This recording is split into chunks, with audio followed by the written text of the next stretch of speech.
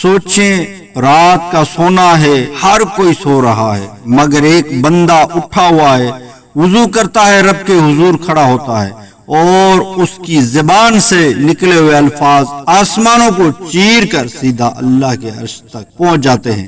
جی ہاں، یہ لمحہ ہے تہجد کا لمحہ ہے۔ السلام علیکم ورحمۃ اللہ۔ کیا آپ جانتے ہیں کہ تہجد کی نماز میں وہ کون سے الفاظ ہیں جنہیں پڑھنے سے دعائیں رد نہیں ہوتی؟ وہ کون سی دعائیں ہیں جو نبی کریم صلی اللہ علیہ وسلم رات کی تنہائی میں رب کے سامنے پڑھتے؟ صحابہ کرام کس طرح تہجد میں رب سے راز اور نیاز کرتے؟ آج کی اس ویڈیو میں آپ کو تہجد کے ان خاص دعاؤں کے بارے میں بتاؤں گا جو آپ کی زندگی بدل سکتے ہیں۔ ویڈیو کو آخر تک دیکھیں، یقین مانے آپ کا دل نرم ہو جائے گا۔ اللہ پاک نے امت محمدیہ پر 5 نمازیں فرض کی ہیں۔ 5 فرضوں نمازوں کے علاوہ رسول اکرم صلی اللہ علیہ وسلم مختلف اوقات میں بہت سے نوافل نمازیں پڑھا کرتے تھے۔ احادیث مبارکہ میں نفل نمازوں کی بڑی فضیلت بیان کی گئی ہے۔ ان میں سے چند کے فضائل بیان کیے جاتے ہیں۔ نماز تہجد، نمبر 1 ہے نماز تہجد کے فضائل۔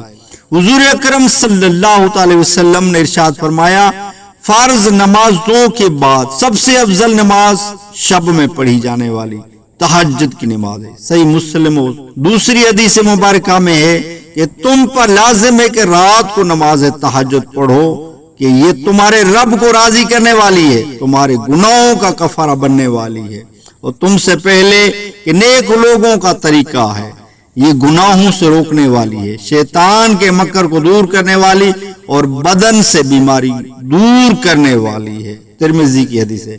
حدیث نمبر 3، حضرت عبداللہ بن سلام رضی اللہ تعالیٰ عنہ فرماتے ہیں کہ نبی اکرم صلی اللہ تعالیٰ علیہ وآلہ وسلم جب مدینہ منورہ تشریف لائے تو ان کی زبان مبارکہ سے جو پہلے کلمات میں نے سنے وہ یہ تھے کہ اے لوگو سلام کو عام کرو اور کھانا کھلاؤ، اور رات کو جب لوگ سو رہے ہوں تو نماز پڑھو، سلامتی کے ساتھ جنت میں داخل ہو جاؤ گے۔ دوسری دعا عرض کرنے لگا ہوں گناہوں کی مغفرت کے لیے۔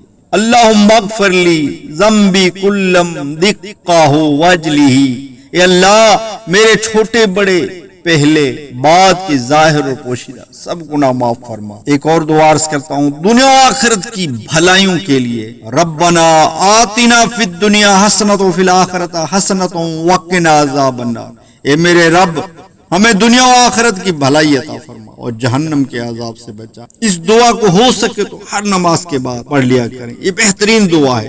دنیا و آخرت کی بھلائیاں، دین و دنیا کی بھلائیاں مانگنے کی دعا ہے۔ اور ایک یہ دعا بھی عرض کر دیتا ہوں کہ یہ وقت ہے اپنے دل کی خواہش مانگنے، چاہے اولاد کی، نیکی کی ہو، قرض سے نجات کی ہو، بیماری سے شفا ہو یا رزق کی کشادگی۔ تہجد کے وقت جب مانگی ہوئی دعائیں رد نہیں ہوتی، تہجد کے وقت دعائیں مانگے، انشاءاللہ ضرور قبول ہوں گی۔